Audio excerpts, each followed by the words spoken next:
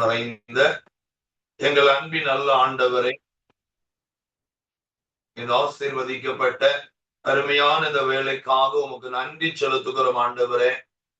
நீர் நல்ல தகப்பன், எங்களுக்கு நல்ல ஒரு வழிகாட்டி, நாங்கள் என்ன செய்ய வேண்டும் என்பதை எங்கள் வாழ்க்கையிலே கற்றுக் கொடுக்கக்கூடிய ஒரு நல்ல ஆலோசனை கர்த்தர் ஆண்டவரே. இந்த அருமையான வேளையிலும் அருமையான வாலிபர் மத்தியிலே நாங்கள் உங்களுடைய வார்த்தைகளை தியானிக்க கடந்து வந்திருக்கிறோம் ஆண்டவரே. உமக்கு மிகவும் பிரியமான ஒரு பருவம் வாலிப பருவம். ஆகவேதான் நீர் உமது வாலிப நாட்களிலே ஊழியத்தை செய்து நீர் ஒரு பெரிய ஜெயத்தை இந்த உலகத்திலே நிலைநாட்டி சென்றிருக்கிறேன். இந்த நாட்களிலும் அதே வாலிபர் மத்தியிலே உம்முடைய வார்த்தைக்கு நாங்கள் காத்து நிற்கிறோம். நீர் எங்களோடு பேச வேண்டும் ஆண்டவரே. மனிதன் முகத்தை பார்க்கிறவன் தெய்வமோ இருதயத்தை பார்க்கிறவர். இருதயத்திலே வருகிற அநேக குழப்பங்கள், இருதயத்தில் வருகிற அநேக சந்தேகங்களுக்கு பதில் கொடுக்கிற ஆண்டவர் எங்களோடு பேசுவீராக. இந்த அருமையான நாளிலும் பலப்படு இந்த தலைப்பை தந்திருக்கிறீங்க. நாங்கள் என்னென்ன காரியங்களில் பலப்பட வேண்டும், அந்த பலனை நாங்கள் பெற்றுக்கொள்ளவும் அதில் நாங்கள் பலப்படவும் ஆண்டவர் உதவி செய்யுங்கப்பா. இப்பொழுதும் அடிமை மறைத்து நீர் பிள்ளைகளோடு பேசுவீராக. இயேசு கிறிஸ்துவின் நாமத்தில் பிதாவே, ஆமென். கர்த்தரும் அருமை இரட்சகருமாய் இருக்கிற இயேசு கிறிஸ்துவின் ஈடு இணையில்லா நாமத்தில் உங்கள் யாவருக்கும் என் அன்பின் வாழ்த்துக்களையும் ஸ்தோத்திரங்களையும் இந்த அருமையான வேளையிலே நான் தெரிவித்துக் கொள்வதில் மிகுந்த மகிழ்ச்சி அடைகிறேன். உங்களோடு ஆண்டவருடைய வார்த்தையை பகிர்ந்து கொடுக்க என் ஆண்டவர் எனக்கு கொடுத்த இந்த நல்ல வாய்ப்புக்காக நான் ஆண்டவருக்கு அதிகமாய் நன்றி செலுத்துகிறேன். விசேஷமாய் இந்த ஐக்கியத்தை நடத்தி வருகிற அன்பு சகோதரிக்காகவும் நான் கர்த்தரை அதிகமாய் ஸ்தோத்தரிக்கிறேன். இந்த நாட்களிலே ஆண்டவர் நம்மோடு பேசி கொண்டிருக்கிறார். நான் கடந்த வாரத்தில் சொன்னேன், நாம் ஆராதிக்கிற தெய்வம், நாம் வழிபடுகிற நம்முடைய தேவனாகிய கர்த்தர், அவர் பேசுகிற ஒரு தெய்வம். அவர் நம்முடைய விண்ணப்பங்களை கேட்கிற ஒரு தெய்வமாக இருக்கிறார். ஆகவே இன்றைக்கும் நம்மோடு அவர் பேச போகிறார். ஒரு தலைப்பை ஆண்டவர் காண்பித்தார், பலப்படு. என்ற கருமையான வாலிப தம்பி, அருமையான வாலிப மகளே, இந்த நாட்களிலே நாம் பலப்பட வேண்டிய ஒரு நாட்கள். ஒருவேளை மனிதனுடைய வயதினுடைய அடிப்படையிலே பல பருவங்கள் பிரிக்கப்பட்டிருக்கிறது உண்மை. அதுல மிக முக்கியமான பருவம் இந்த வாலிப பருவம். இந்த வாலிப பருவத்தில் தான் ஒரு மனிதனுடைய வாழ்க்கையினுடைய டேர்னிங் பாயிண்ட் இங்கேதான் அமையும். அவன் சரியா தவறாய் எங்கே செல்ல வேண்டும் என்று சொல்லி அவருடைய வாழ்க்கையை தீர்மானிக்கக்கூடிய ஒரு முக்கியமான ஒரு இடம்தான் இந்த வாலிப நாட்கள். ஆகவே இந்த வாலிப நாட்களில் நாம் சரியாய் பலப்பட நாம் அழைக்கப்படுகிறோம். ஆகவே நான் பலப்படுவதற்கு முன்பதாக நம்முடைய உள்ளம் என்ன ஆக வேண்டும் என்று சொன்னால் பரிசுத்தமாக்கப்பட வேண்டும். பரிசுத்தமாக்கப்படும் பொழுது நமக்குள் யார் கடந்து வருவார்? பரிசுத்தமுள்ள தெய்வம் பரிசுத்த ஆவியானவராய் கடந்து வருவார். பரிசுத்த ஆவியானவர் உங்களில் வரும் பொழுது நீங்கள் பலனடைவீர்கள், நீங்கள் சாட்சியாய் மாறுவீர்கள். வேதம் அழகாய் சொல்லுகிறது. ஆகவே இந்த பரிசுத்த ஆவியானவரை எந்த ஒரு மனிதன் இந்த பூமியிலே பெற்றுக் கொள்ளுகிறானோ அவன் பலனடைகிறான். அவனுடைய வாழ்க்கை சாட்சியுள்ள வாழ்க்கையாய் மாற்றப்படுகிறது.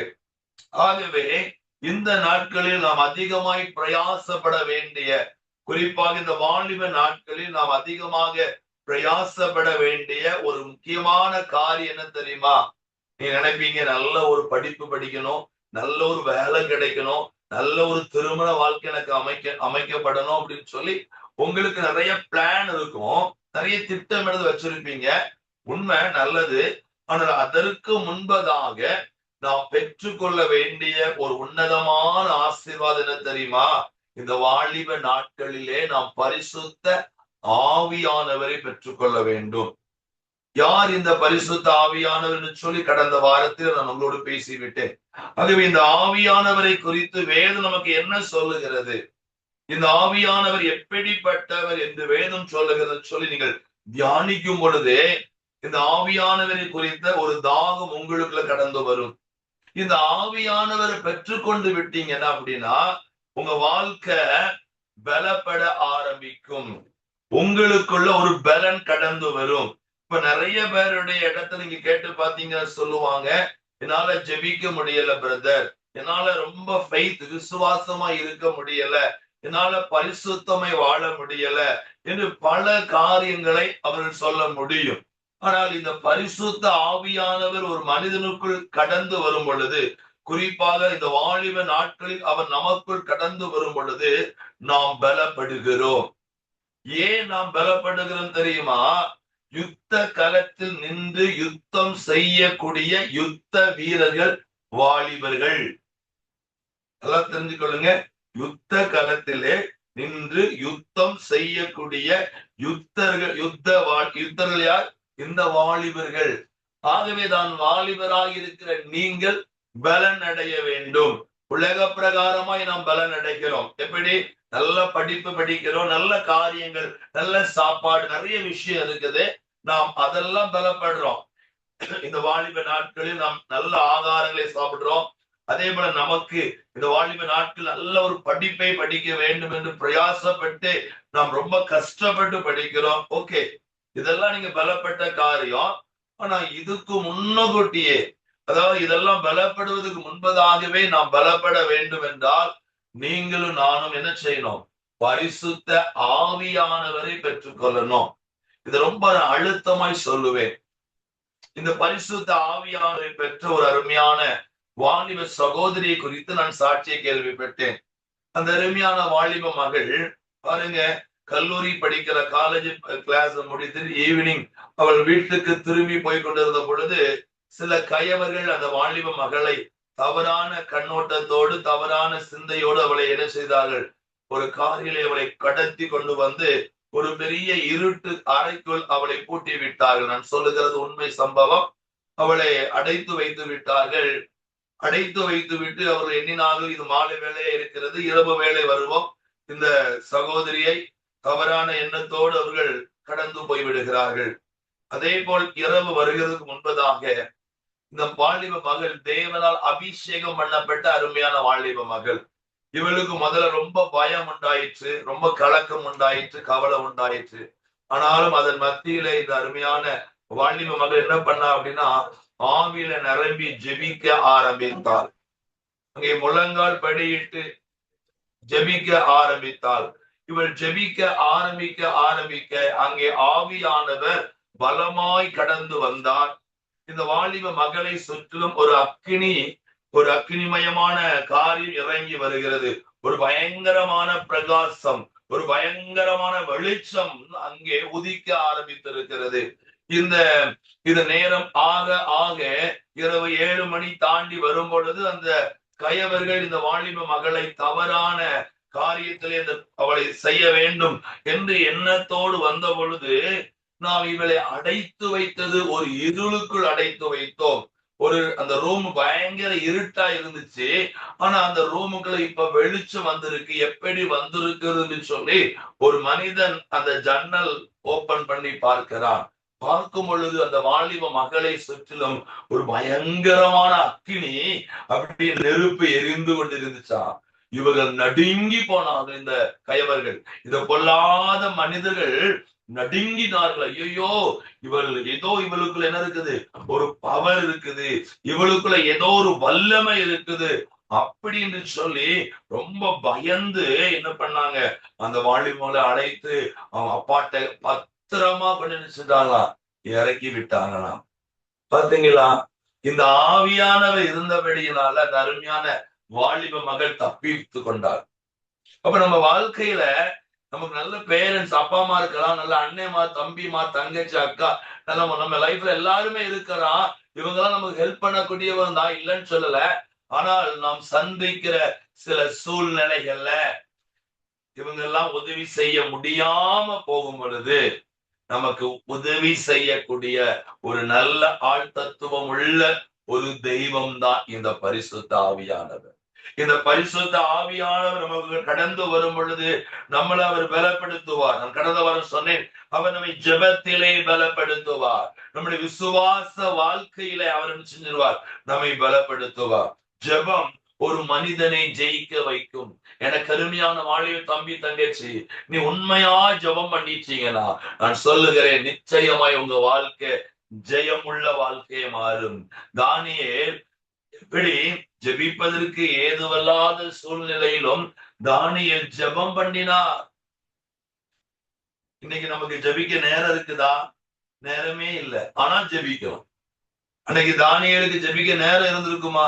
நிச்சயம் இருந்திருக்காது. ஏன்னா அவர் அவர் ஒரு வாலிபனாக இருந்தார், அரசாங்கத்திலே ஒரு நல்ல அதிகாரியா இருந்தவர் இந்த தானியேல். அப்ப இவருக்கு ஜெபிப்பதற்கு நேரம் இருக்காது.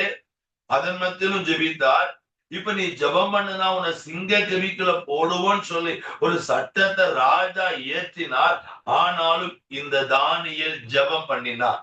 எப்படி இந்த தானியேலால் ஜெபிக்க முடிந்தது அப்படிங்கிற ஒரு கேள்வி நமக்கு வரும்.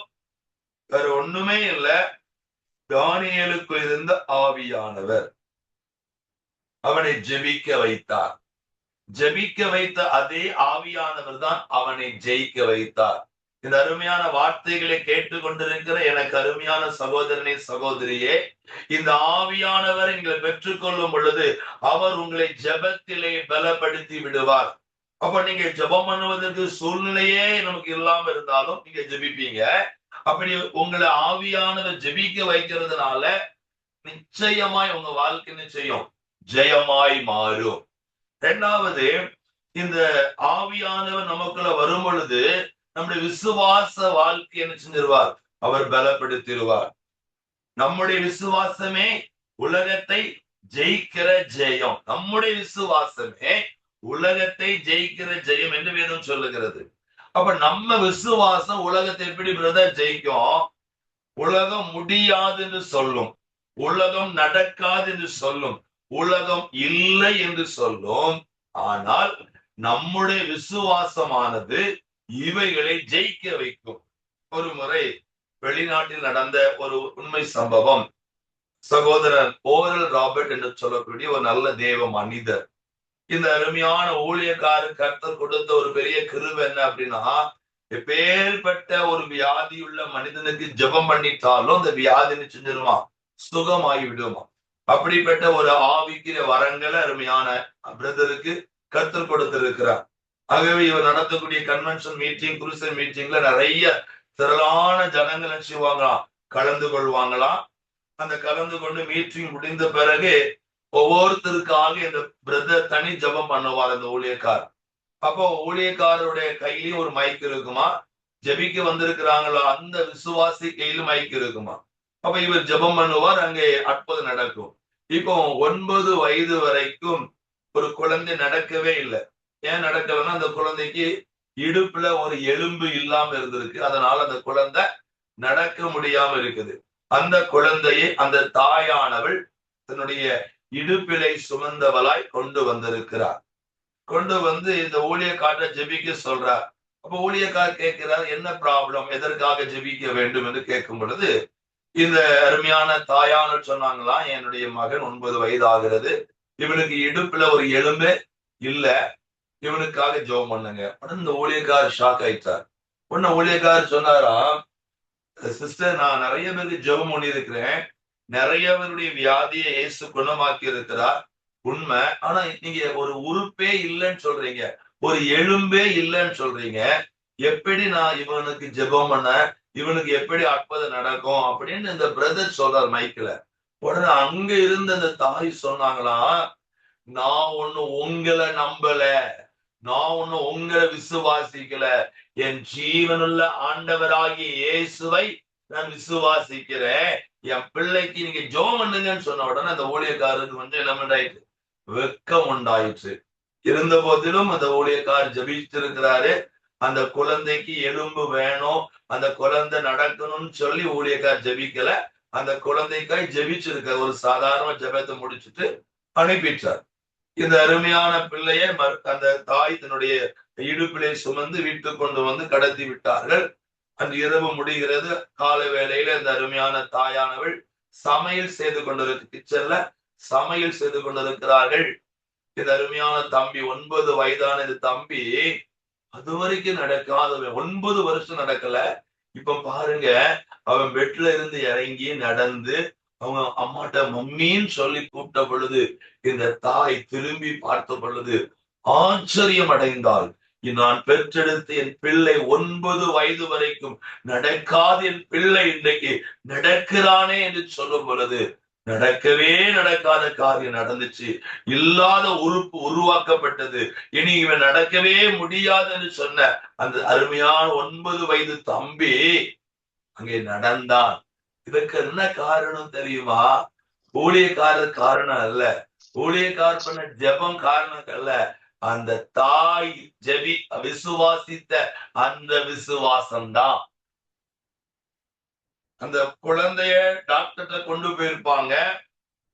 டாக்டர் சொல்லிட்டாரு, என்ன சொல்லிட்டாரு?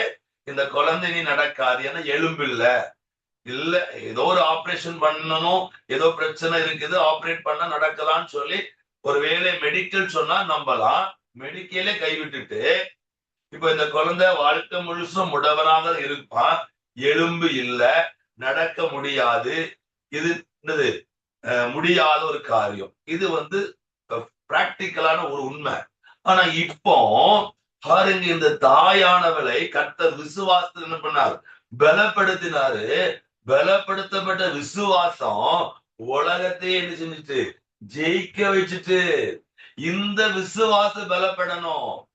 உங்களை பார்த்து உனக்கு படிப்பே வராது, உனக்கு வேலையே கிடைக்காது, நீ நல்லாவே இருக்க மாட்டா சொல்லிருக்கலாம் உலகம். ஆனா இந்த வாலிப நாட்களில உங்கள் விசுவாசத்தை நீங்க பலப்பட்டு பாருங்க, நிச்சயமாய் கர்த்தர் உங்களை ஜெயிக்க வைப்பார்.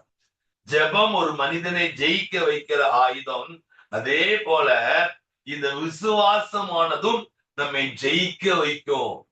நம்முடைய விசுவாசமே உலகத்தையே ஜெயிக்க வைக்கிற ஜெயம். அந்த விசுவாசத்தை அவளை எளிமையா பெற்றுக்கொள்ள முடியாது. நமக்குள்ள யார் வரணும்? ஆவியானவர் தங்கி இருக்கணும். இந்த ஆவியானவர் நமக்கு இருந்தா மட்டும்தான் நம்ம விசுவாசத்தை அவர் பலப்படுத்துவார். அப்படி ஆவியானவர் பலப்படுத்தின விசுவாசத்துல நீங்க பலப்பட்டுட்டீங்க அப்படின்னா உங்க லைஃப் எப்படி இருக்குன்னு தெரியுமா? ஜெயமாயிருக்கும், அற்புதமாயிருக்கும், நன்மையாயிருக்கும்.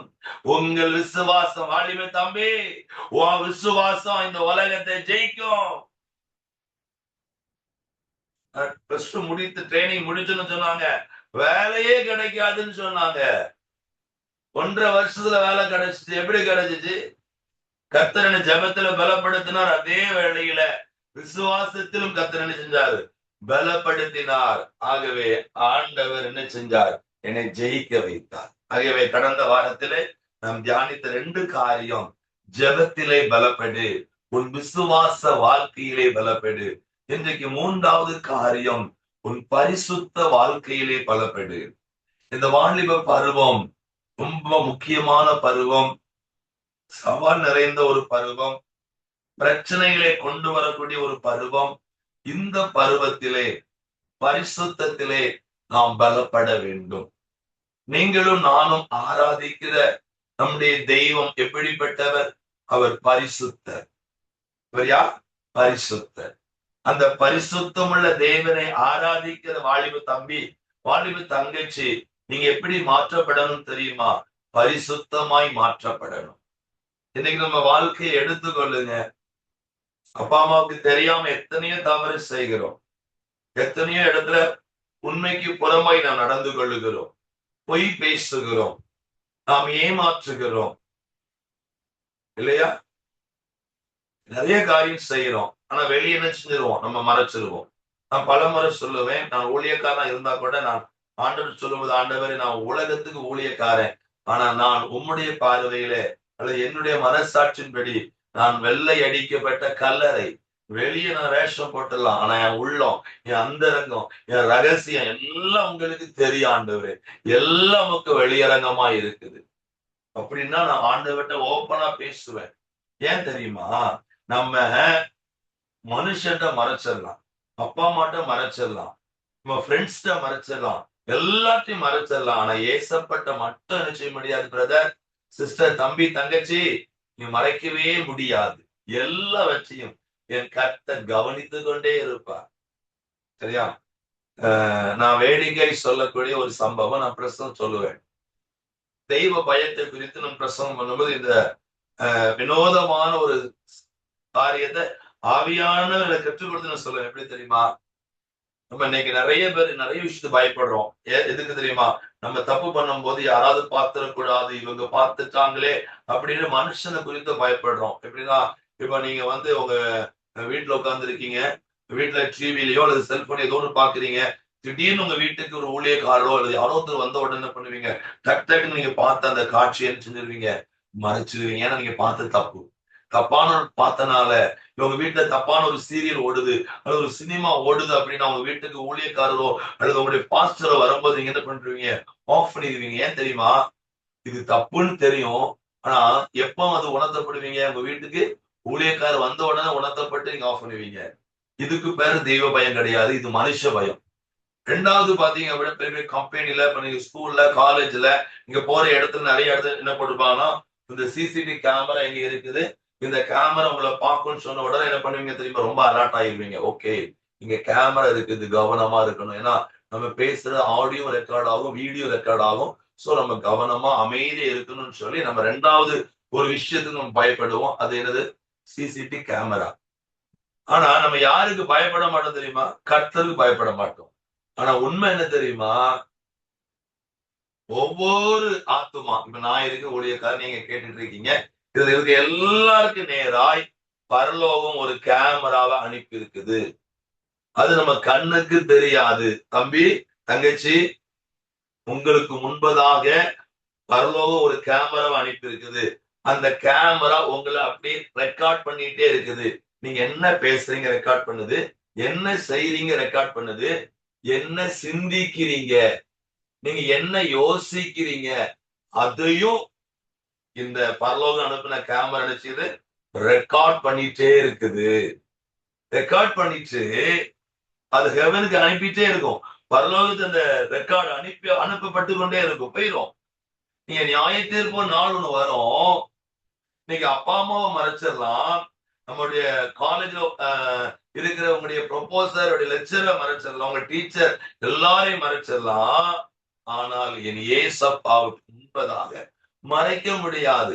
நீங்க என்ன பேசுறீங்க, நீங்க என்ன செய்றீங்க, என்ன யோசிக்கிறீங்க, இந்த மூன்றையும் பரலோகம் உங்களுக்கு முன்பதாய் அனுப்பப்பட்ட கேமரா மூலம் ரெக்கார்ட் பண்ணி அந்த மெமரி கார்டு அங்க போயிட்டு ஞாபக புஸ்தகத்தை அங்கே எழுதி வைக்கப்பட்டு விட்டது. ஒருவேளை இந்த சிசிடிவி கேமராவோட ரெக்கார்ட் பண்ணதை அழிச்சிடலாம். அந்த எடிட்டேஷன் பண்ணி அதை எடிட் பண்ணிடலாம். அழிக்கலாம், எடிட் பண்ணலாம், டெலிட் பண்ணலாம், என்ன வேணா பண்ணலாம். ஆனா பரலோகத்துக்கு அனுப்பப்பட்டிருக்கலாம் அந்த மெமரி கார்ட, அந்த ஞாபக புஸ்தகத்துல நீங்க என்ன பேசுனீங்க, என்ன யோசிச்சீங்க, என்ன செஞ்சீங்க எல்லாம் அனுப்பப்பட்டுச்சு. அங்க அழிக்கவே முடியாது. நியாய தீர்ப்பு நாள கர்த்தர் கூப்பிடுவார். இத்தனாம் தேதி இந்த இடத்துல யாருக்குமே தெரியாம இப்படி நீ நடந்தியா, நீ இப்படி பேசுனியா, இப்படி எல்லாம் நீ நினைச்சியான்னு கர்த்தர் கேட்கும் போது அது எப்படி வரும்? விஷனா வரும், ரெக்கார்டு இல்ல. அந்த காட்சி அப்படியே கரெக்டா துல்லியமா எந்த நிமிஷம் நடந்துச்சு அது அப்படியே பரலோகம் செஞ்சிடும். நமக்கு படம் பிடித்து காண்பிக்கும் போது நம்ம தப்பவே முடியாது. அப்போ இதுதான் தெய்வ பயம். சரியா? இந்த உணர்வு, நான் என்ன பேசினாலும், நான் என்ன செஞ்சாலும், என்ன யோசிச்சாலும் நான் ஏசப்பாவுக்கு கணக்கு கொடுக்கணும். அப்பா அம்மாவை ஏமாத்திரலாம், நம்ம யார வேணா ஏமாத்தலாம், ஏசப்பாவை தம்பி தங்கச்சி நீ ஏமாற்றவே முடியாது.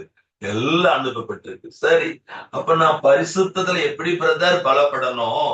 இந்த பரிசுத்த ஆவியானவர் நமக்குள் ஊற்றப்பட்டு விட்டால் நம்முடைய பரிசுத்த ஜீவியத்துல நம்ம என்ன பண்ணிடலாம்? பலப்பட ஆரம்பிச்சிடலாம். இந்த பரிசுத்த ஆவியான உள்ள வந்துட்டு என்ன பண்ணுவோம் தெரியுமா? அதாவது பாவத்தை குறித்து, நீதியை குறித்து, நியாய தீர்ப்பை குறித்து அவர் கண்டித்து உணர்த்துவார். நான் இப்போ இந்த ரெக்கார்ட் பண்றது, பரலோகம் அனுப்புன கேமரான்னு சொன்ன உங்களுக்கு ஒரு பயம் இருக்கு இல்லையா? இதெல்லாம் எனக்கு எப்படி கற்றுக் கொடுத்தாருன்னா, இந்த நியாய தீர்ப்பை இப்படிதான் இருக்கும் அப்படின்னு எனக்கு கற்றுக் கொடுத்த ஒரு ஆவியானவர். அப்ப நான் தப்பு பண்ணும் பொழுதெல்லாம் எனக்குள்ள இருக்கிற என் ஆவியானவர் என்ன செஞ்சிருவார்? உணர்த்திருவார். அவர் உணர்த்திட்டா நான் வந்து கேட்பேன், ஆண்டவர் என்ன பண்ண தப்புதான், நான் என்ன செய்யணும் கேட்டா அதுக்கான ரெமெடி அவர் கொடுத்துருவாரு. நான் தப்பிச்சிடலாம். என் வாலிப நாட்கள் நடந்த ஒரு உண்மை சம்பவத்தை சொல்ல விரும்புகிறேன். அப்ப நான் ஈரோடு மாவட்டம் சத்தியமங்கலத்துல பணியாற்றி கொண்ட நாட்கள், அங்கே இருக்கிற தென்னிந்திய திருச்சபை CSA ஆலயத்தில் நான் சொல்வது வழக்கம். எல்லா திருச்சபைகளுக்குள்ளும் இன்றைக்கு என்ன இருக்குது? பிரிவினை இருக்குது. எல்லா சர்ச்சுகளும் இன்னைக்கு பாலிடிக்ஸ், சண்டை சச்சரவு இருக்குது. அதே போல நான் சென்ற அந்த சர்ச்சும் பாலிடிக்ஸ் நிறைந்த ஒரு சர்ச்சா இருந்துச்சு. அது எதனுடைய அடிப்படையில? ஜாதி அடிப்படையிலே, உயர்ந்த ஜாதி தாழ்ந்த ஜாதி என்று சொல்லி 2 ஜாதிகளுக்கு நடந்த ஒரு பிரச்சனை. அதில் குறிப்பாக வாலிபர்களுக்குள்ள அந்த ஒரு பிரச்சனை நடந்துட்டு இருக்குது. சர்ச்சுக்கு முன்னால ஃப்ரெண்டு, சர்ச்சுக்கு முன் சைடுல வந்து 2 டீம் வாலிபர்கள் சண்டை போட்டுட்டு இருக்கிறாங்க. அப்ப இதை வேடிக்கை பார்க்கிறார்கள். அந்த இடத்துல யார் வந்தான்னா, அன்றைக்கு அந்த ஆலயத்தினுடைய குருவானவர் ரெவரண்ட் பாஸ்டர் வர்றார். அப்ப நானும் வாலிபனாக இருக்கிறேன். நான் அதை வேடிக்கை பார்க்கிறேன். நான் இதை ஒண்ணும் செய்ய முடியல. அப்ப நான் இந்த ஐயா வந்த உடனே நான் பாக்குறேன், பாஸ்டர் வர்றார். அப்ப நான் என்றேன், இப்ப வந்துட்டாங்க, நம்முடைய ரெவரண்ட் வந்துட்டாங்க. சோ இப்போ இவங்க காம்ப்ரமைஸ் பேசிடுவாங்க, நான் இது பண்ணிடுவாங்கன்னு நினைக்கிறேன். ஆனா அந்த ஐயா என்ன பண்ணாங்க அப்படின்னா, அனுப்பல. அவங்கள பேசல. அவர் பாட்டுக்கு சர்ச்சுக்குள்ள போயிட்டாரு. நான் வாலிபனா இருந்தனால எனக்கு ரொம்ப கோபம், பயங்கரமா கோபம் வந்துச்சு. நான் சொன்னேன், இந்த ஐயர்வாள் இருந்தா நம்ம சர்ச் 2ஆ போயிடும் அப்படின்னு சொல்லி கொஞ்சம் கோபத்துல கத்திட்டேன். உடனே இந்த வார்த்தை இந்த ரெவரண்ட் ரொம்ப பாதிச்சுட்டு, உடனே ஆலயத்தின் செக்ரட்டரி இருப்பாங்க இல்லையா, அந்த செக்ரட்டரி ஒரு ஆடிட்டரா இருந்தார். அவருக்கு அவங்க போன் பண்ணி, இந்த மாதிரி இந்த வாத்தியார் தம்பி இந்த மாதிரி எல்லாரும் மத்தியில் என்ன ரொம்ப கேவலமா பேசிட்டாருன்னு சொல்லணும்னா, அந்த ஆடிட்டர் எனக்கு கால் பண்ணாரு. சார் இந்த மாதிரி நம்ம ஐயாவை பேசுனீங்களாமே, என்ன பிரச்சனைன்னு கேட்கும்போது நான், சார் இந்த மாதிரி 2 பேர் 2 குரூப்பை சண்டை போட்டுட்டு இருந்தாங்க. அப்போ ஐயா இருக்கிறாங்க. அப்ப நான் நினைச்சேன் ஐயா அந்த பிரச்சனையை விலக்கி விட்டு சமாதானப்படுத்தி அனுப்புவோம் நினைச்சு ஐயா அதை பண்ணல. அவங்க உள்ள சர்ச்சுக்கு போயிட்டாங்க. சண்டை தொடர்ந்து நடந்துட்டே இருந்துச்சு. அதனால நான் அந்த வார்த்தையை சொன்னேன்னு சொன்னோன்னே என்னுடைய ஆர்குமெண்ட் கரெக்டா இருந்தோன்னு அந்த செக்ரட்டரி சொன்னார், ஓகே தம்பி போனை வச்சுட்டார். ஓகே, இது நடந்து செப்டம்பர் மாதம் நடந்துச்சு.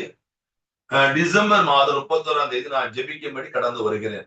ஒரு புதிய வருடத்தை காண போகிறாண்டவரே, இந்த புதிய வருடத்துல நன்மை வேணும், எனக்கு நல்ல திருமண வாழ்க்கை அமைக்கப்பட வேண்டும் என்று நான் ஜெபிப்பதற்காக உபவாசம் பண்ணி ஜெபிக்க என்னை அர்ப்பணித்து தேவஸ்தானத்தை கடந்து போகும் பொழுது முழங்கால் படியிடுகிறேன். அப்பொழுது ஆண்டவர் என்னோடு பிரதட்சமாய் பேசினார். என்னால் அபிஷேகம் பண்ணப்பட்ட என்னுடைய ஊழியக்காரனை குற்றப்படுத்துவதற்கு உனக்கு யார் அதிகாரம் கொடுத்தாங்க?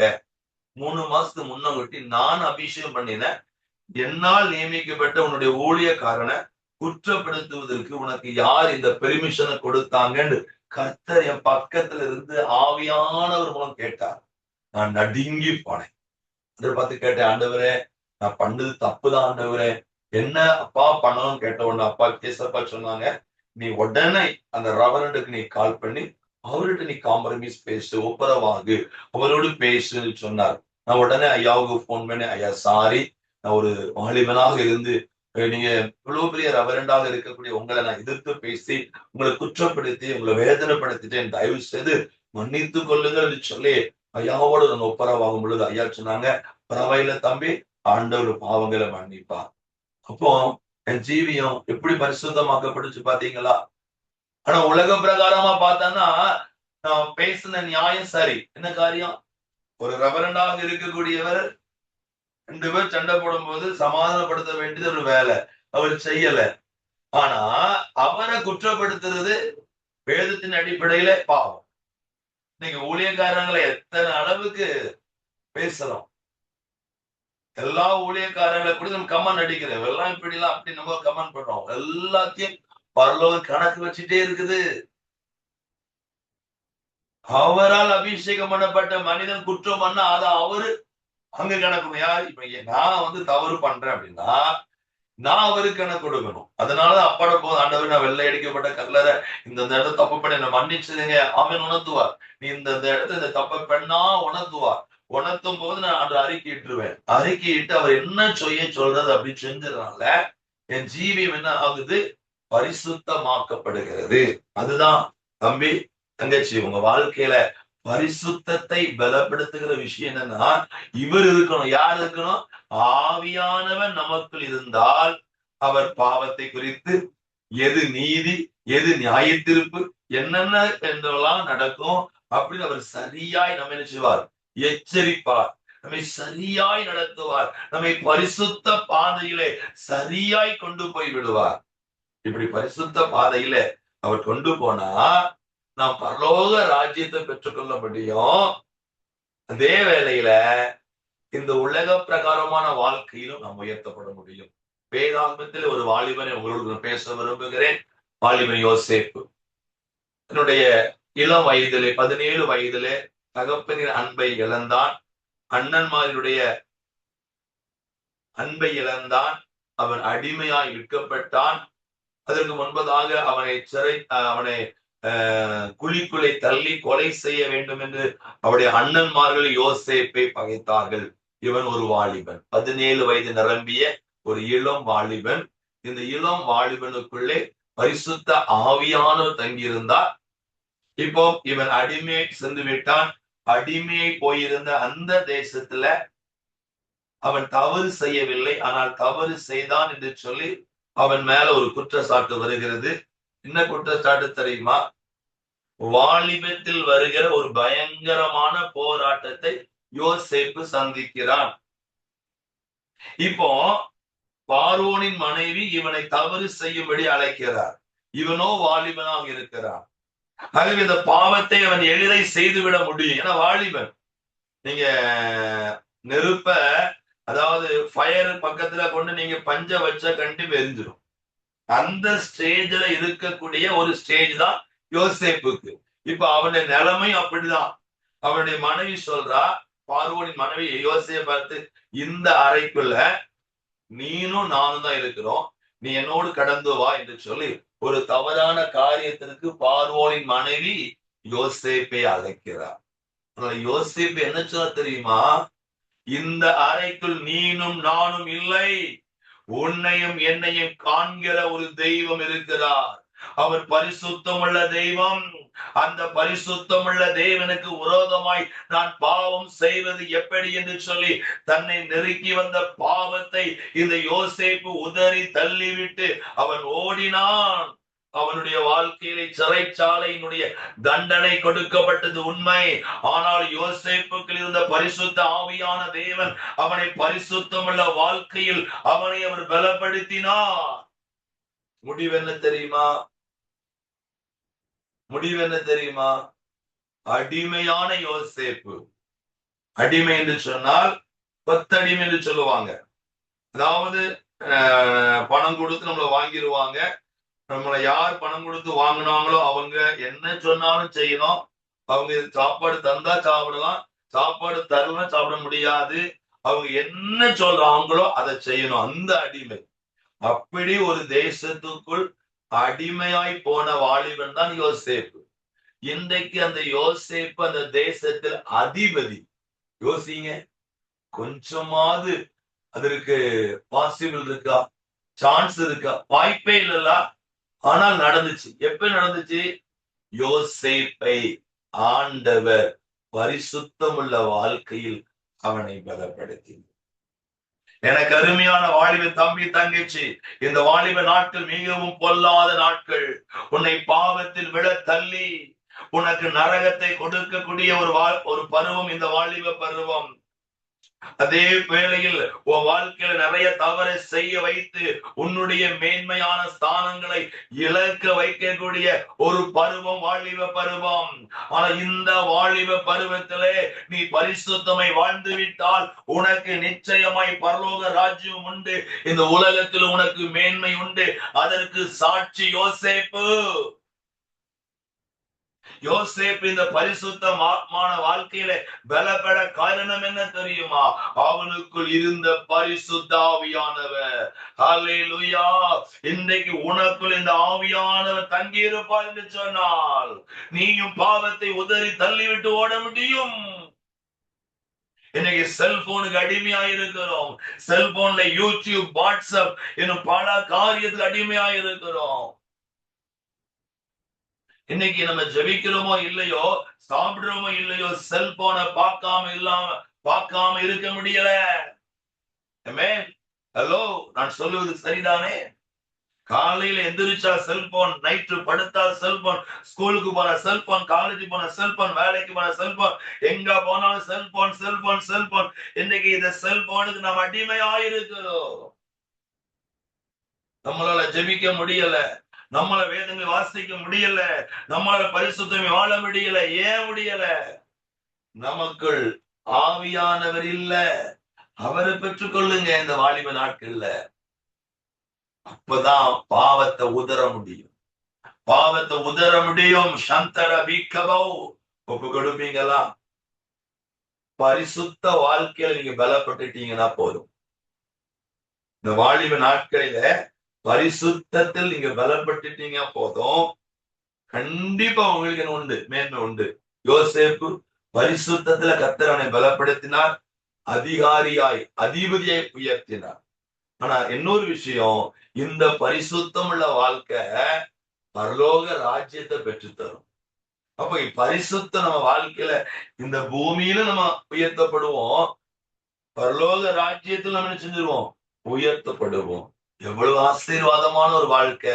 ஆனா வாலிப நாட்கள்ல பரிசுத்தம் இருந்து விடக்கூடாதுன்னு சொல்லி விசாரித்து நமக்கு எத்தனை வஞ்சக வலை வீசுறான் நான் சொல்ல முடியும். ஆரம்ப நாட்கள் 2004 வருஷத்துல நான் ஸ்கூலுக்கு போகும்போது 1100 செல்போன் இருந்த நாட்கள்.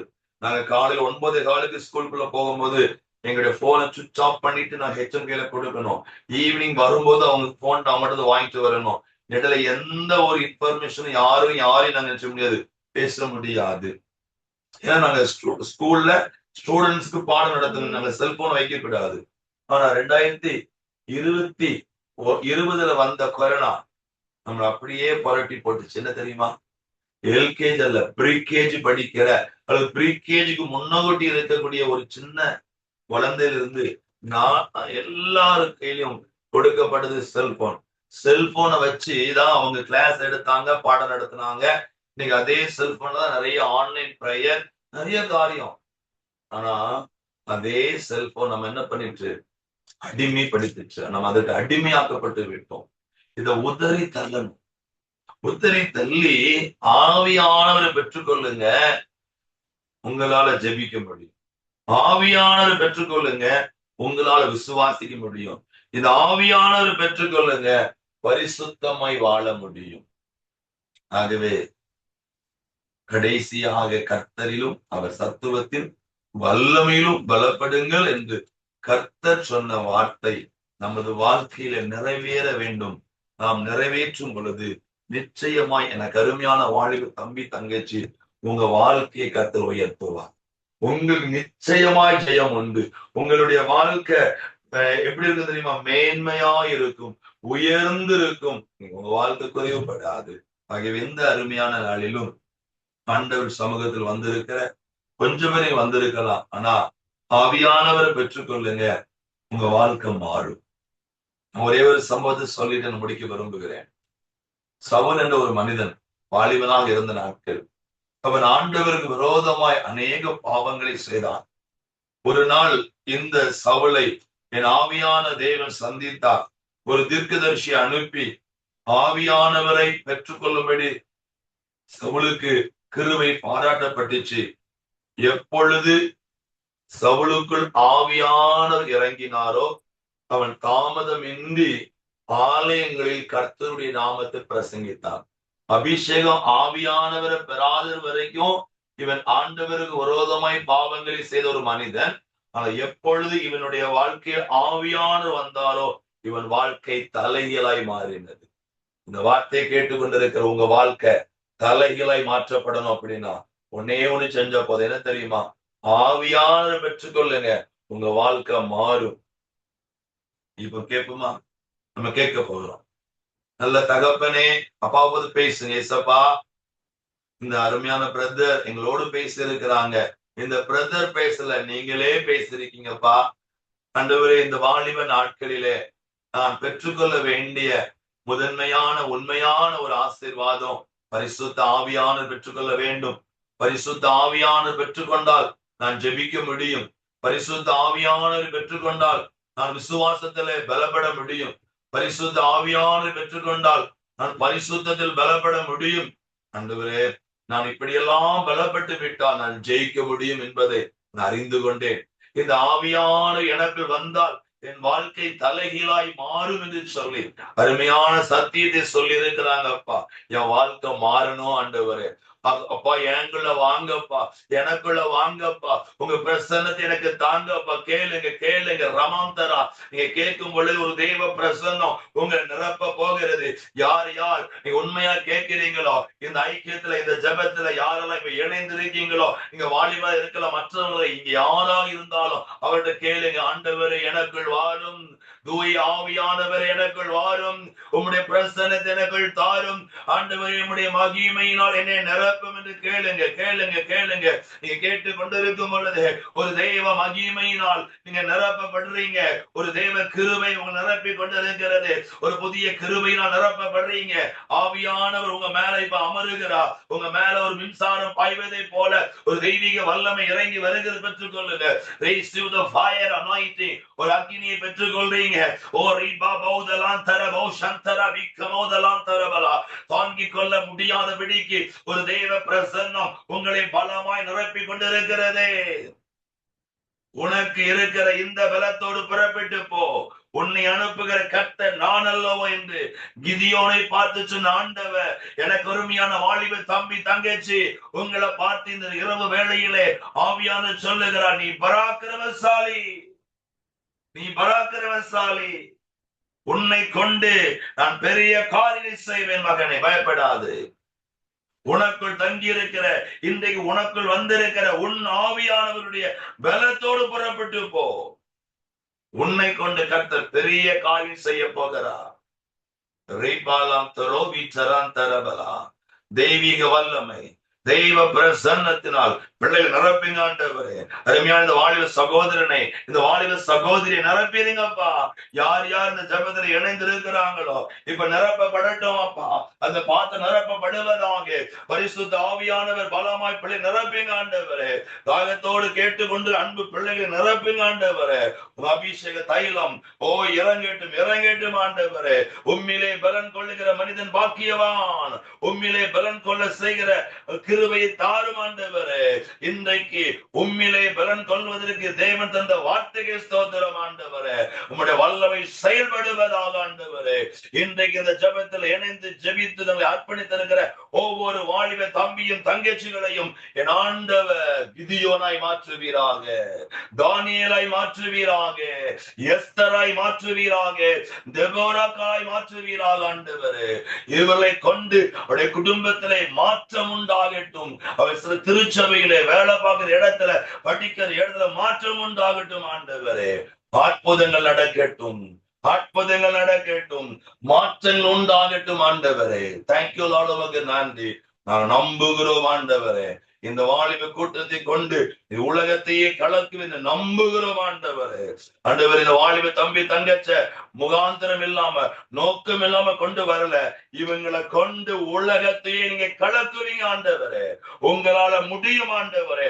உங்க ஆவியினால முடியும் ஆண்டவரே. அந்த ஆவியானவரை ஒவ்வொரு வாலிப தம்பியும் தங்கச்சி பெற்றுக்கொண்டு உமக்கு உகந்த சாட்சியாய் பலனாய் நிற்பதற்கு கர்த்தர் கிருபை கொடுங்க ஆண்டவரே.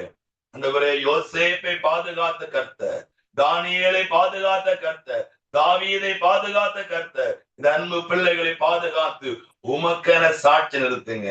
அர்ப்பணித்து ஜெபிக்கிறோம் இயேசு கிறிஸ்துவின் நாமத்தில் பிதாவே.